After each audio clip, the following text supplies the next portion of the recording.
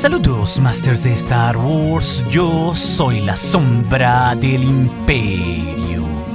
¿Qué? La sombra del Imperio. La serie del libro de Boba Fett nos trajo la introducción en el live action justo del siniestro cazarrecompensas Wookiee Black Santan. Uno que sabemos que ha sido todo un hueso duro de roer para alguien tan experimentado como Boba Fett, que justo fue uno de los mejores cazarrecompensas de su tiempo, ya que en los tiempos de cuando ostentaba el título de capo criminal, ahí Santan se metió a su palacio y lo despertó en medio de su sueño de Bacta para hacerla pasar bastante mal no solo a él, sino a toda su corte. Pero si nos fijamos bien, desde que el Wookiee Santan fue presentado mediante los mellizos Hutts, los dos primos de Jabba para los que él trabajaba, él portaba ahí una fina cicatriz en su rostro del lado izquierdo, una que portó en toda la serie y por lo menos desde más de 20 años antes, desde que lo vimos en los tiempos del libro de Boba. Y justo esa cicatriz, Masters, le fue regalada en combate por el mismísimo maestro Jedi Obi-Wan Kenobi, cuando el Jedi cuidaba al niño Luke Skywalker a la distancia en la granja de los Lars, en unos tiempos donde él aún estaba en sus mejores años, hacia la mitad entre los episodios 3 y 4 de la saga, un tiempo donde también Santan trabajaba para el mismísimo Jabba el Hutt como uno de sus matones a sueldo.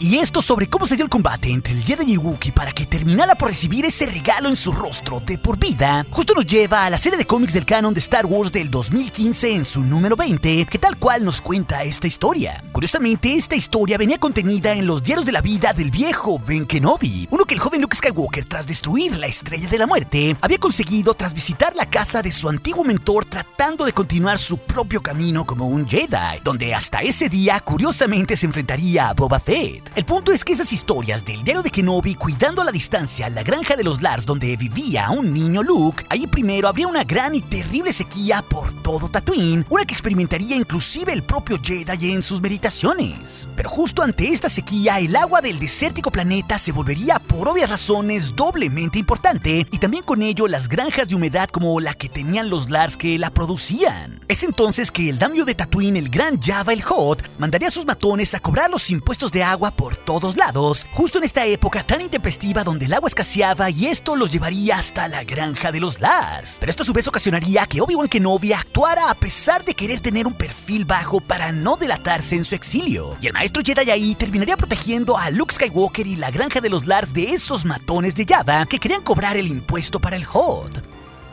Pero el Jedi lo haría sin rebelarse y solo usando la fuerza, sin que siquiera el niño Luke u Owen Lars lo notaran. Por eso su victoria sería tan discreta. Pero claro, la cosa no se quedaría ahí ante la furia del Hutt, ya que un tiempo después, casi un año de aquel enfrentamiento, el capo mandaría llamar justo a Black Santan para encontrar al responsable de que no se hubiese cobrado el impuesto de agua en la granja de los Lars. Esto pues por el terrible desafío a su autoridad que había representado. Es así que los bandidos de Jabba conducirían a Santan hasta el lugar donde un año antes todo había sucedido de forma misteriosa, donde en realidad nadie había visto o siquiera entendido quién rayos los había vencido. Así que un impaciente Wookiee, listo para cobrar su recompensa, caminaría hasta la granja de los Lars. Esto mientras el tío Owen le llevaba unas partes a su pequeño sobrino Luke para reparar así su nave, el T-16 Skyhopper. Y es ahí donde todo pasaría, con Santan atacándolo por la espalda para secuestrarlo. Claro, en aquellos momentos, el niño Luke, de unos 10 escasos años, estaría frustrado por la forma de ser de sus tíos, pensando un día irse de Tatooine, para poder volar libremente de ahí y navegar naves. Pero súbitamente él llegaría a la granja para ver que había sido violentamente atacada y ver ahí a su tía Beru sangrada. Y ella de inmediato le explicaría que una gigante bestia peluda había secuestrado al tío Owen. Así que ella le pediría a Luke que se encerrara en la granja, mientras ella acudía con un arma por el resto de los granjeros. Es así que más tarde, Santan estaría torturando a Owen en una colina no muy lejos, esto sin que Lars pudiera entender una palabra del Wookiee. Y es ahí donde por fin Obi-Wan Kenobi se aparecería tras haber sentido un disturbio en la fuerza de aquellas personas que debía proteger. Aunque claro, al ver al gigante y violento Wookiee, el viejo Ben nos diría que efectivamente había vuelto a sentir algo que en mucho tiempo no sentía, justo miedo.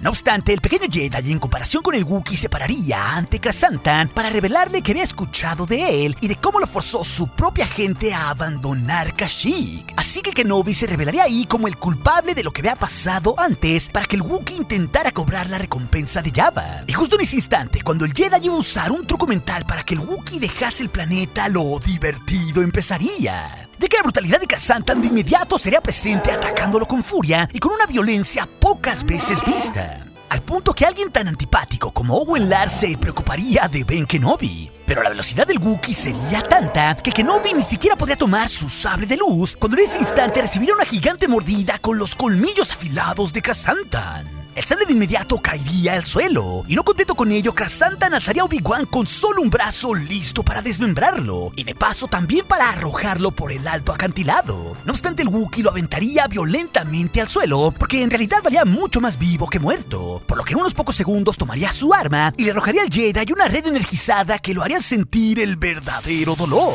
Pero antes de que el victorioso Krrsantan tomara su presa, Owen Lars se levantaría del suelo y le daría un golpe al Wookiee con todas sus fuerzas, protegiendo a Ben Kenobi, quien intentaba con todas sus fuerzas liberarse de la red energizada. Pero claro, esto solo provocaría la furia del siniestro Wookiee, quien también golpearía con todas sus fuerzas a Owen para así tirarlo por el acantilado. Y así habría sido si no hubiera sido por la intervención de Kenobi, quien liberaría a una sola mano y usaría un empuje de la fuerza para detener a Owen al mismo tiempo que lanzaba un montón de polvo y rocas contra Krrsantan. Y esto pues sería la pantalla perfecta para que el cazarrecompensas no viera que él en realidad era un Jedi en exiliado en esos tiempos, donde en realidad los sables de luz estaban prohibidos. Así que con el Wookiee totalmente ciego por el momento, Obi-Wan tomaría su sable de luz zafiro, lo encendería y se liberaría, no sin antes con clara molestia en su rostro usar la fuerza para arrojar a Krrsantan a una parte baja y hacerlo estrellarse entre un montón de rocas. Al general Kenobi le volvía la sangre de batalla después de todos esos años, así que de inmediato correría por Owen Lars, quien tras la intervención del Jedi se aferraba con sus uñas al final del acantilado. Y en ese momento es que sucedería, porque en realidad un Wookiee, por su propia brutalidad, a pesar de estar ciego, podía ser igual de poderoso para matar a quien sea, por lo que Krrsantan a las espaldas de Kenobi tomaría una roca listo para aplastarlo como si fuera una simple cucaracha. Y así el maestro Jedi saltaría de forma magistral sobre el Wookiee, dando un giro para ganar el terreno alto y partir al instante la roca en dos con el plasma incandescente de su sable de luz zafiro. Pero con ello también le daría ese regalo de por vida a Black Krrsantan cortando su rostro. Claro, el propio Kenobi dudaría de sí mismo tras años de no pelear, pero sí lograría dar un golpe contundente. Y para mal, justo en ese instante, la cornisa a la que se aferraba Owen Lars se rompería, cayendo de inmediato hacia el suelo. Pero de nuevo, la intervención en el momento preciso del viejo Ben detendría a Owen de una muerte casi segura al usar la fuerza. Pero el Wookiee seguía ahí a pesar de estar momentáneamente ciego, y de inmediato lograría así impactar con su arma electrificada un golpe contra el Jedi, haciendo que rompiera su concentración. Y así repetiría la combinación una y otra vez hasta que Kenobi partiría el arma en dos con su sable de luz. Y así el Jedi iría subiendo a Owen y este casi estaría a salvo. Pero un último golpe de desesperación del Wookiee por tratar de matar a Obi-Wan sería justo lo que lo cambiaría todo, ya que al impactarlo rompería el enlace de Kenobi con la fuerza y el granjero caería por el acantilado de forma dramática, mientras al mismo tiempo Ben se lamentaría por no poder salvarlo. No obstante, en un absoluto golpe de suerte, el T-16 Skyhopper recién reparado por un joven Luke Skywalker pasaría así a toda velocidad listo para cachar a su tío en el aire y evitar así esa caída mortal. Todo mientras Kenobi se decía a sí mismo que sabía que el muchacho los salvaría a todos un día. Así que sin complicaciones, un confiado Kenobi tomaría su espada mientras el ciego Krrsantan intentaba apuntarle con su bowcaster sin éxito. Y la bestia le dispararía un tiro mortal al Jedi, el cual sin mucho esfuerzo con sus reflejos únicos le devolvería el disparo directo en su brazo para así terminar por incapacitarlo. Aunque eso sí, Kenobi, reconociendo la brutalidad de Black Krrsantan, le diría al Wookiee que quería que supiera que él era en realidad el más rudo Wookiee que alguna vez hubiese enfrentado. Algo, Masters, que nos hace dimensionar la importancia de ese momento y también el nivel de Krrsantan poniendo en un verdadero aprieto a Obi-Wan Kenobi. Así que a final de cuentas, con su identidad como un Jedi aún intacta, Kenobi le diría a Krrsantan que se rindiera ante su ceguera, pero el Wookiee terminaría dando un paso en falso y caería por el risco. Y así Kenobi, mientras se asomaba para ver a su alrededor, vería a la distancia al paternal tío Owen Lars, abrazando amorosamente a quien era como su hijo, justo a Luke Skywalker, tras haberlo salvado de la caída, mientras ahí el niño le pedía perdón a su tío por haber volado el Skyhopper. Por lo que a final de cuentas, Owen y Ben se tirarían una mirada como caballeros sin cruzar palabra alguna.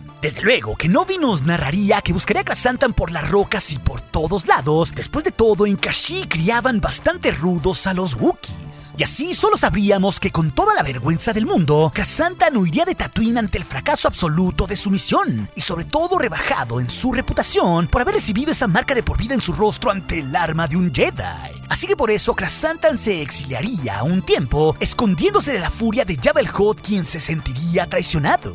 Por lo que así de nuevo la familia Lars y Luke Skywalker quedarían completamente a salvo, para que Obi-Wan Kenobi pudiera pasar otro día completamente tranquilo en medio del mar de las dunas y los Bantas. Todo claro por su intervención y la de un joven Luke Skywalker que comenzaría a volar a partir de ese día que salvó a su tío en Tatooine. Claro, Masters, pasaría mucho tiempo hasta que de nuevo con esa cicatriz Black Krrsantan volvería a ser bien recibido en Tatooine por Jabba. Esto pues hasta más allá de la muerte del propio maestro Kenobi. No obstante, como bien lo vimos, ese recuerdo de su derrota ante Kenobi, el Wookiee Black Krrsantan lo seguiría llevando en su rostro hasta los tiempos del libro de Boba Fett, casi más de 2 décadas después. Pero si también te interesa conocer más sobre toda la historia de Krrsantan antes y después de ese evento, ese video te lo dejaré aquí en las pantallas finales junto con más historias sobre la saga. Y recuerde, nuestro aliado es la fuerza y un poderoso aliado es. Hasta aquí su amigo, la sombra del Imperio.